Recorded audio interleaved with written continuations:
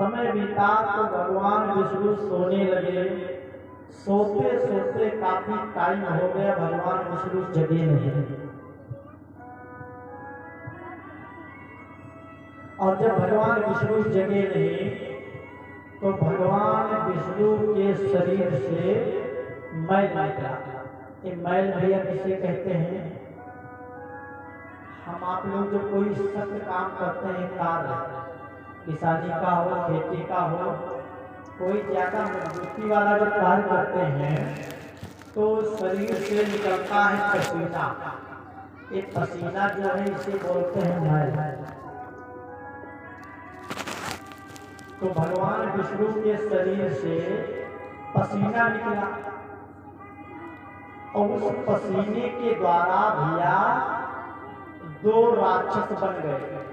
भगवान विष्णु के पसीने के द्वारा 2 राक्षस बन गए। एक का नाम पड़ा मधु और एक का नाम पड़ा कैटम। ध्यान देना,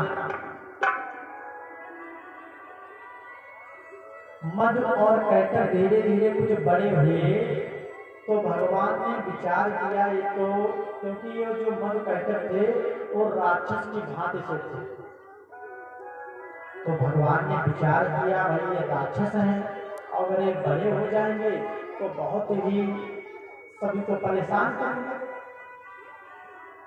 तो भगवान विष्णु कहने लगे मधु कैटम से, आओ हम तुम्हारे साथ में युद्ध करेंगे। और जैसे ऐसा कहा हम तुम्हारे साथ युद्ध करेंगे, जब युद्ध का नाम सुना तो मधु कैटम कहने लगे ठीक है, अगर तुम युद्ध करना चाहते हो तो आओ तुम्हारे साथ में युद्ध करेंगे। तो भगवान विष्णु जो है मधु कैटम से युद्ध करने लगे।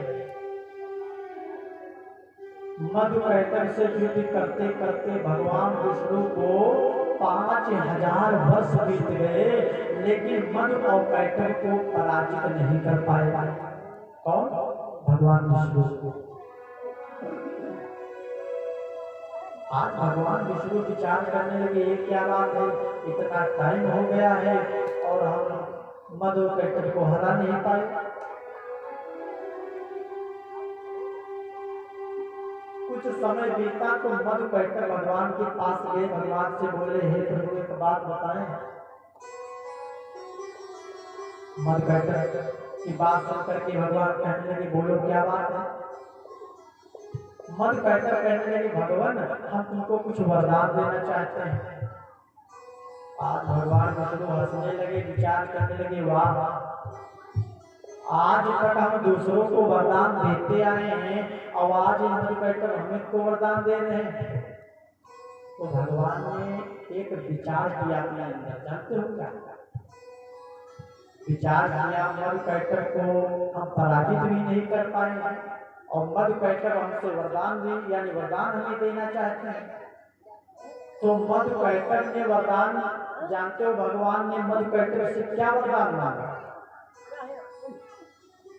भगवान कहने लगे मधु कैटम से हे मधु कैटम अगर हम पर खुश हो तो हमको एक वैसा वरदान दे दो, यानी वरदान में हम मांगते हैं तुम्हारा शीश, अपना शीश काट करके हमको दे दो, यही वरदान है। तो भैया आज मधु कैटम कहने लगे भाई तलाशा किया है तो अपना शीश तो जरूर देंगे, लेकिन भगवान कहने लगे बताओ क्या है। मधु कैटम कहने लगे अपना शीश तो दे सकते हैं, लेकिन क्या, अगर जल में हमको ना मारा जाए तो मैं अपना शीश तुमको दे सकता हूँ। मधु कैटम कहने लगे विचार करते हैं कि संसार में जब जल ही जल है तो भगवान अगर जल में नहीं मारेंगे तो क्या हमको आकाश में मारेंगे? भैया अगर भगवान हमको जल में ना मारेंगे तो क्या आकाश में मारेंगे? तो मैं मरूंगा नहीं। लेकिन भैया बतलाया गया है कि तन की जाने मन की जाने और जाने चीज प्रभु से क्या बचा जिनके हाथ मडोरी। जो भैया संसार में सभी का पालन पोषण करते हैं, सभी के दुख को दूर करते हैं, तो उस परमात्मा से संसार के बारे में क्या छिपा है? कुछ नहीं। आज भैया क्या हुआ,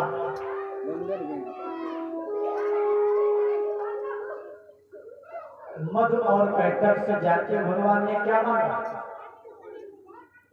भगवान कहने लगे मधु कैटक अगर हम पर तुम प्रसन्न हो तो हमको ऐसा वरदान दे दो, अपना शीश झुका करके दे दो। तो मधु कैटक ने कहा प्रभु हम अपना शीश दे सकते हैं लेकिन जल में ना मारा जाए तो मैं मरूंगा। तो परमात्मा ने जानते हो क्या किया? मधु और कैटक को अपनी जान पे रख करके मधु और कैटक के शीश को काटा। भैया पहली बार मधु कैटक को जान पे रख करके शीश को काटा, और एक बार भी भगवान ने जान पे रख करके एक राक्षस का वध किया था। वो कौन था? हिरण्यकश्यप। क्योंकि हिरण्यकश्यप को वरदान मिला था, आप लोग प्रहलाद की कथा सुना होगा। भगवान ने दो बार दो जगह पर राक्षस को अपनी जान पे रख करके मारा है। सबसे पहले मधु और कैटक को, और दूसरी बार इसको प्रहलाद को। प्रहलाद के पिता कौन थे? हिरण्यकश्यप। प्रहलाद के पिता हिरण्यकश्यप को दूसरी बार मारा, कहा? जान पे रख करके। क्योंकि वरदान था दिन में न मरूं, विष में न मरूं, ऊपर न मरूं, नीचे न मरूं, और नर से न मरूं, पशु से न मरूं, ना ही 12 महीनों में मरूं। कई वरदान थे। तब भगवान ने हिरण्यकश्यप को अपनी जान पे रख करके मारा था। और आज भगवान ने क्या किया? जब मधु कैटक ने कहा कि हमको प्रभु जल में अगर ना मारा जाए तो मेरी मृत्यु हो सकती, तो भगवान ने अपनी जान पे रख करके उस मधु कैटक के शीश को काटा। और मधु कैटक के जब शीश को काटा तो मधु कैटक का जब शीश कटा तो उस शीश से गिरा रक्त। रक्त माने खून, और खून कहाँ गिरा? जब भैया संसार में जल ही जलता तो खून गिरा जल में, और जैसे वह खून जल में गिरा उस खून के गिरने के द्वारा बन गई पृथ्वी। प्रेम से पृथ्वी मैया की, प्रेम से विष्णु भगवान की जय। जैसे पृथ्वी बन गई, समय बीता तो भगवान विष्णु की नाभि से एक कमल निकला, और उस कमल से ब्रह्मा जी की उत्पत्ति हुई। सृष्टि की उत्पत्ति बता रहा हूं, ध्यान से सुनना। ब्रह्मा जी की नाभि और विष्णु की नाभि से कमल निकला, जिससे ब्रह्मा जी की उत्पत्ति हुई। समय बीता तो ब्रह्मा जी उस कमल की जड़ का पता लगाने लगे। विचार किया हमारे अलावा संसार में कोई है नहीं, एक कमल की जड़ कहां से आई? हजारों वर्ष बीत गए लेकिन ब्रह्मा जी उस कमल की जड़ का पता नहीं लगा पाए। और जैसे ब्रह्मा जी उस कमल की जड़ का पता नहीं लगा पाए तो ब्रह्मा जी क्या करते हैं? तपस्या करने लगे। और जैसे तपस्या करने लगे, तपस्या करते करते काफी समय बीत गया तो ब्रह्मा जी क्या हुआ? ब्रह्मा जी को 5 मुख हो गए। कितने? 5। तपस्या के द्वारा उनके पास 5 मुख हो गए, और एक मुख था अहंकारी। और अहंकार होता है भगवान का भोजन करिए, अहंकार मत करना। भगवान ने विचार किया कि अहंकारी शीश का रहना ब्रह्मा जी के पास उचित नहीं है। मारा चक्र सुदर्शन, ब्रह्मा जी का 5वां मुख जो अहंकारी था कट गया। कितने मुख बचे? 4। 4 मुखों के द्वारा 4 वाक्य बोले, उन्हीं 4 वाक्यों के द्वारा 4 वेद बने थे। समय बीता, भगवान विष्णु ब्रह्मा जी के पास आए, ब्रह्मा से कहने लगे, हे ब्रह्मा, अब तुम जाओ सृष्टि की रचना करो। और जैसे ऐसा कहा सृष्टि की रचना करो, तो ब्रह्मा जी ने जब आज्ञा पाई तो ब्रह्मा जी ने सर्वप्रथम किसको बनाया? ध्यान दें कि प्रथम रचे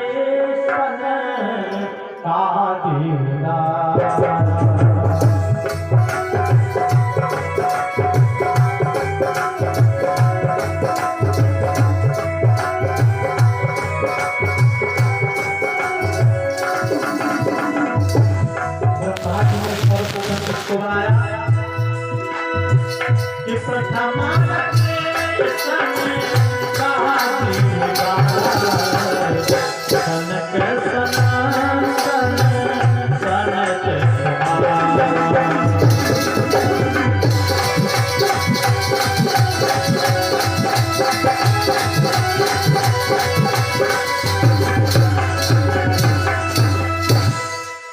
प्रथम रचे सनकादि उदारा, और सनक सनातन सनत कुमारा। ब्रह्मा जी ने सर्वप्रथम 4 पुत्रों को बनाया। सनत सनातन सनत कुमार सनकादिक यानी 4 पुत्रों को बनाया ब्रह्मा जी ने। प्रथम रचे सनकादि उदारा, सनक सनातन सनत कुमारा। लेकिन भैया लड़कन से कहीं सृष्टि नहीं चलती। जब तक स्त्री पुरुष का प्रेम नहीं होगा तब तक आगे सृष्टि नहीं बढ़ेगी, क्योंकि स्त्री पुरुष का प्रेम ही संसार चलाया गया है। 4 पुत्रों को बनाया लेकिन सृष्टि आगे को नहीं बढ़ी।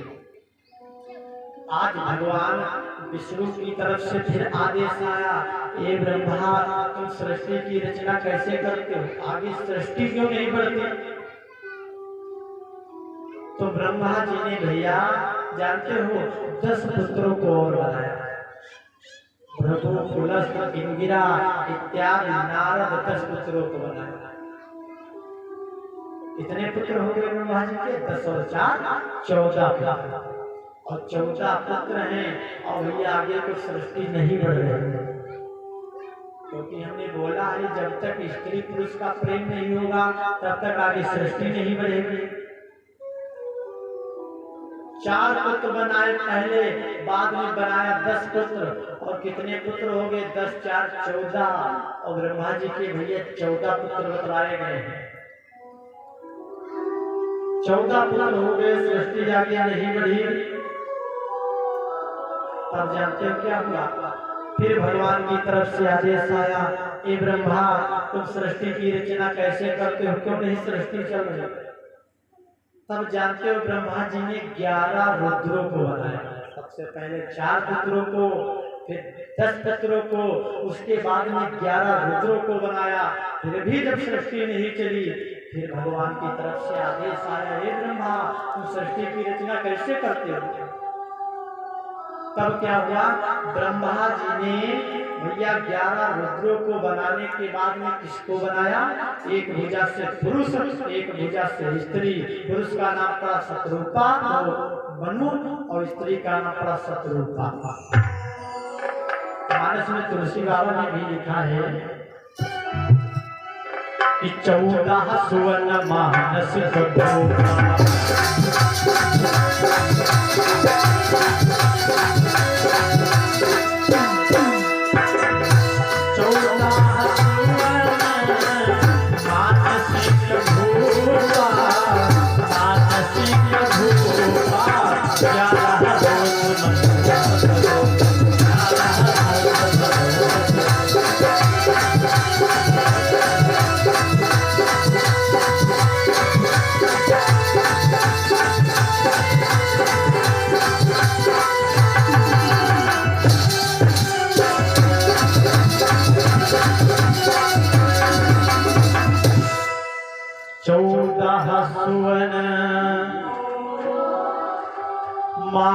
वार्षिक भूपा 11 रुद्र मनो शतरूपा।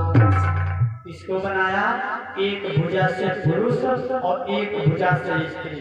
पुरुष का नाम पड़ा मनु महाराज और स्त्री का नाम पड़ा शतरूपा। और इन्हीं के द्वारा आगे सृष्टि बढ़ती है।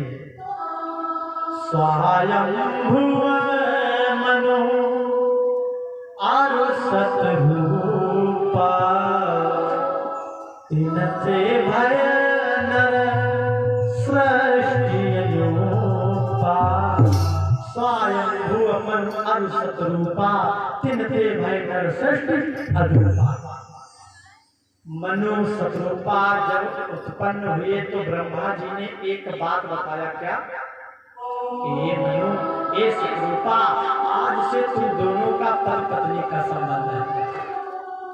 क्योंकि भैया कोई पति पत्नी का संबंध क्या समझे, अब तो सभी लोग जानते हैं। सबसे पहले ब्रह्मा जी को यही ब्रह्मा जी ने बतलाया था मनु और शतरूपा से कि आज से तुम दोनों का पति पत्नी का संबंध है। जब पति पत्नी का संबंध बताया तो भैया जानते हो क्या हुआ? मनु और शतरूपा का पति पत्नी का संबंध जब हुआ, क्योंकि पति पत्नी का प्रेम ही संसार है। पति पत्नी का प्रेम ही संसार बतलाया गया है। तुलसी बाबा ने लिखा भी है कि पति तन मन धन पति संगारा और पति पत्नी जीवन आधारा।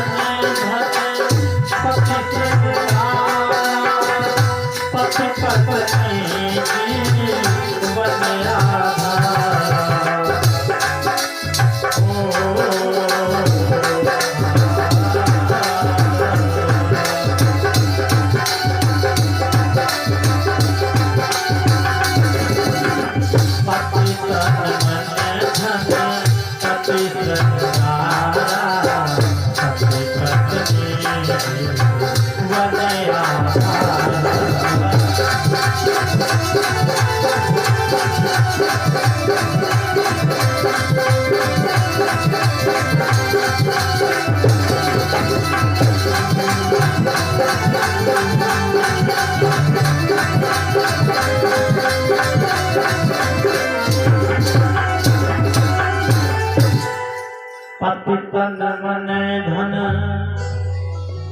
पति श्रृंगारा और पति पत्नी जीवन आधार। एक पति जो होता है एक पत्नी के लिए क्या होता है भैया? मानस ने बहुत सुंदर सा भाव तुलसी बाबा ने लिखा है, पति तन मन धन। एक नारी के लिए उसका पति क्या होता है? तन माने शरीर है, धन माने धन पैसा है। पति तन मन, और मन जो होता है एक पत्नी के लिए उसका पति मन। पति तन मन धन और पति श्रृंगारा। ये जो श्रृंगार होता है पति क्या होता है? जिन माताएं बहनों के पति नहीं होता है कभी श्रृंगार नहीं करते, तो ये जो श्रृंगार होता है पति के ऊपर ही किया जाता है। स्त्री पुरुष का प्रेम ही संसार है। बता गए भैया लोग ध्यान दें। समय बीता जब ब्रह्मा जी ने पति पत्नी का संबंध बतलाया मनु और शतरूपा का, तो मनु और शतरूपा से 5 संतानें हुई भैया। कितनी? 5। और 5 संतानों में से 2 हुए बेटे और 3 हुई बेटियां। बड़े बेटे का नाम पड़ा उत्तानपाद, छोटे बेटे का नाम पड़ा प्रियव्रत, और इनके 3 बेटियां हुई आपूति, प्रसूति और देवहूति।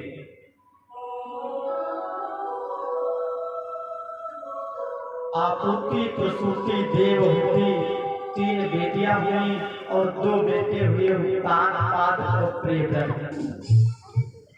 उत्तानपाद की पावन चर्चा आप लोगों ने सुना होगा। उत्तानपाद के बेटे ध्रुव का नाम सुना होगा, है ना? ये वही उत्तानपाद हैं, मनु से इनका जन्म हुआ था। 3 बेटियां आपूति प्रसूति देवहूति, 2 बेटे उत्तानपाद प्रियव्रत। समय बीता तो इनकी 3 बेटियां जो थी वो विवाह करने योग्य हो गई। पहले ऐसा था, जब शादी के लिए जाया करते थे तो साथ में बेटियां भी ले जाते थे। आज मनु और शत्रुपा 2 लोग हो गए और 3 बेटियों को ले लिया और लड़का ढूंढने के लिए घर से भैया निकल पड़े। कौन? मनु, शत्रुपा और इनकी 3 बेटियां आपूति प्रसूति और देवहूति। 3 बेटियों को लेकर के आज 5 लोग जा रहे हैं कहाँ? लड़का देखने। जब कुछ दूरी पर पहुंचे तो मनु महाराज ने अपनी बेटी बड़ी वाली जो थी, जिसका नाम था आपूति, उस आपूति लड़की का विवाह मनु महाराज ने जाते हुए उसके साथ में किया। ध्यान दें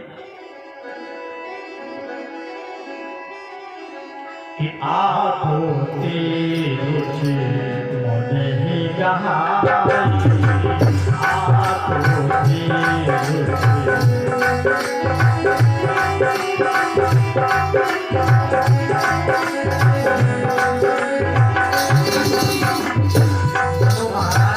बड़ी बेटी का किसके साथ विवाह किया?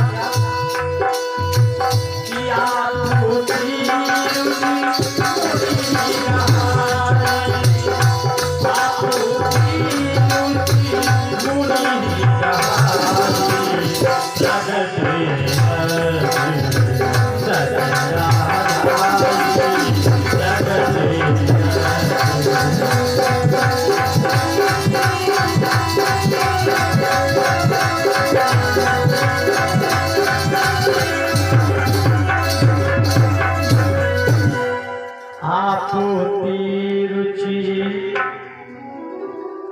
मुनि गहाई और प्रगटे दक्षिणा। आपूति लड़के का विवाह मनु महाराज ने जानते हो किसके साथ में किया? बड़ी बेटी का विवाह एक रुचि मुनि के साथ में किया।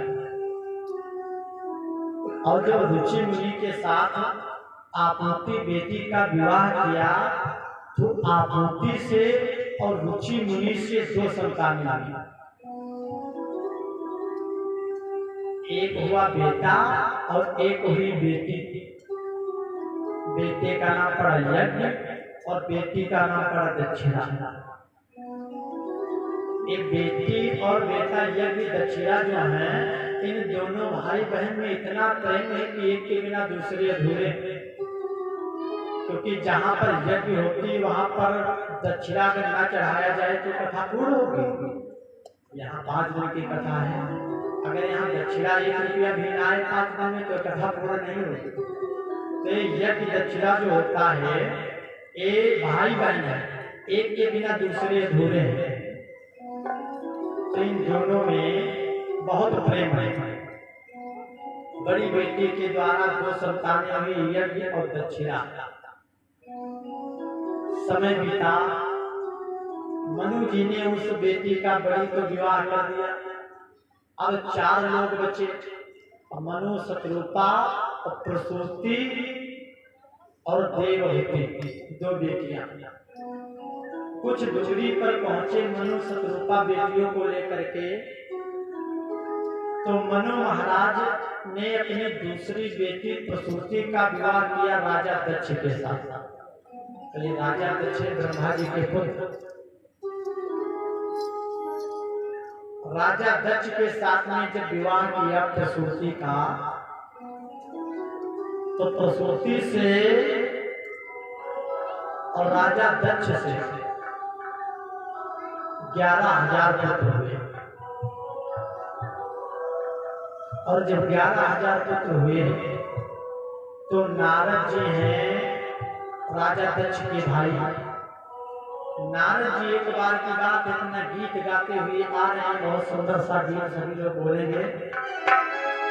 श्रीमन नारायण नारायण नारायण श्रीमन नारायण नारायण